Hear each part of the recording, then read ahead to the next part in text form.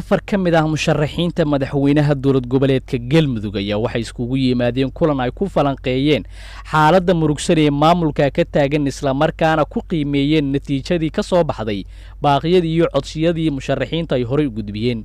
Musharaxiinta kulankan iskugu yimid ayaa kala ah xildhibaan Cabdiraxmaan Odowa, xildhibaan Cabdulaahi Faarax Wehliye, Gamaal Guutaale Daahir iyo Cabdi Axmed Cabdi Dheere.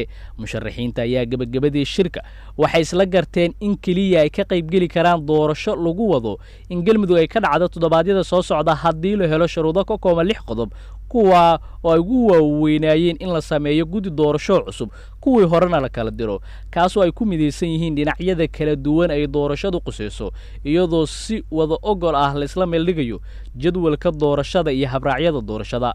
Musharaxiinta ayaa sidoo kale dalbaday in Ahlus Sunna wal Jamaaca ay ka qayb ahaato hanaanka iyo habsami u socodka howlaha dhiman ee maamulka Galmudug.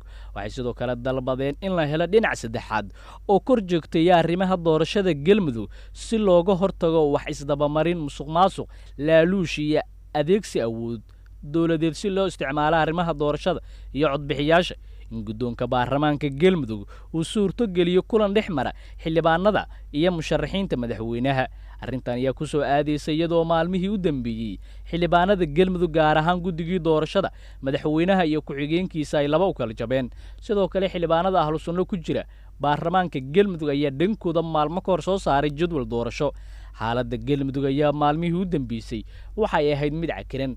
Dhinaca kale magaalada Gaalkacyo ee xarunta gobolka Mudug dhankeeda koonfureed waxaa maamul halkaasi oo Galmudug la yiraahdo isna dhismihiisa ka wada madaxweynihii maamulkan Axmed Ducaale Geelaxaaf wuxuuna dhawaan soo saaray liis xildhibaanaha iyadoo lagu dhaariyay magaalada Gaalkacyo.